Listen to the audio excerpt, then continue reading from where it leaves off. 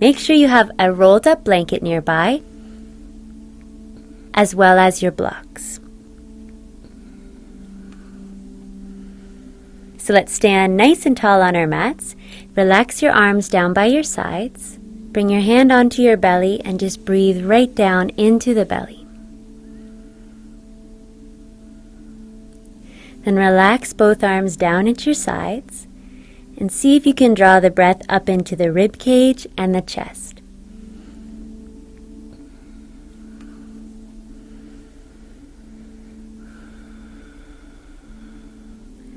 Let's begin to become aware of the feet on the mat.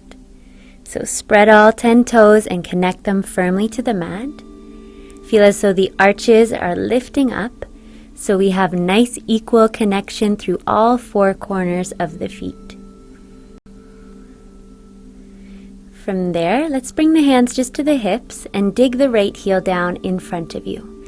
Bend the left knee and hinge forward with a flat back. Then rise all the way back up, planting the right foot. So exhale, hips back, tip forward.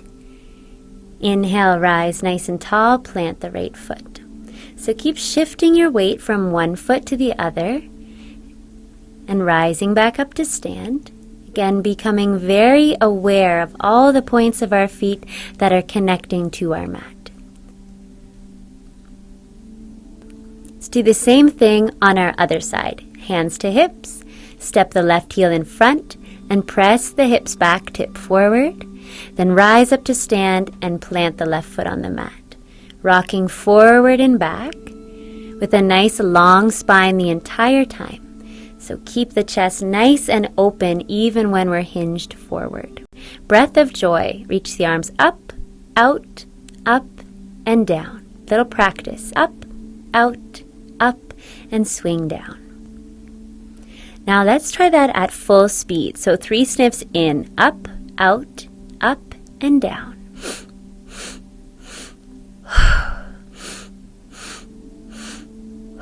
Keep going, letting the arms just fly around at the top like you're a conductor of an opera.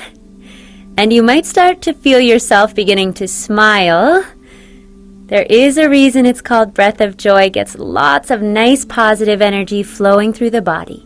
Keep going up, out, up, and swing down. Straight up, out, up, and down. Nice job. Release forward and roll all the way up to stand, relaxing the shoulders back and down. Stretching our arms out nice and wide. A couple times, open the fingers, then make fists. Open and make fists. And then bring the arms right back behind you. Clasp the hands together and roll the shoulders back. So feel as though the collarbones are rolling nice and open to the sides. The shoulders are as well. And we're just slightly pressing the hips forward and drawing the shoulders and the neck back. The arms are right behind our bum and the knuckles pressed directly down towards the floor.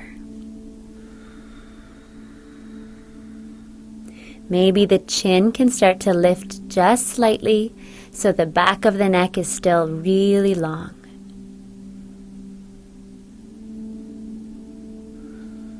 Come all the way back to center and we'll set up for a little side bend. Stretch the arms up overhead, bend the elbows and grab a hold of the left elbow. And then with your left hand, grab the right elbow.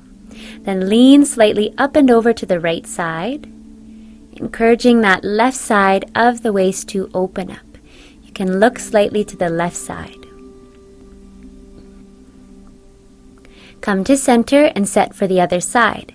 So grab the right elbow first, right hand, left elbow, and lean over to the left side, opening up through the right side.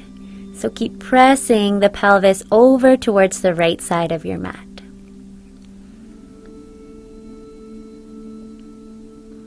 Release the hands down to heart center. Step back to all fours. We're going to need our blanket close by for this one and also a block. So have those two things nearby. Let's put them over to the left side and then lay down right on our belly.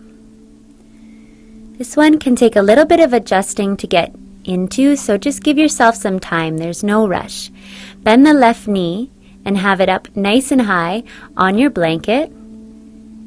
Or you can also have the block stacked on top of the blanket to get a little bit of a deeper stretch. So this really gets into the groin, inner thigh, and deep at the underside of the hip. Once you got your leg up there, make sure the knee is in line with the hip, and then lay your belly and your chest right down on the floor. The left cheek can come onto the mat. Slowly begin to press yourself up and slide the left leg out. Let's bring our blanket and our block over to the other side. So get that right knee up there nice and high in line with the right hip. And then try and square the center of your chest onto the mat, taking your time to get set up properly.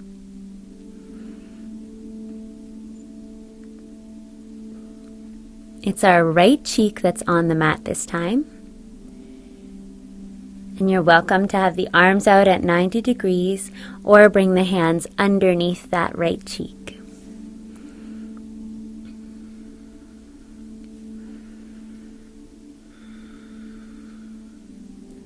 Now we settle in for about 10 full breaths.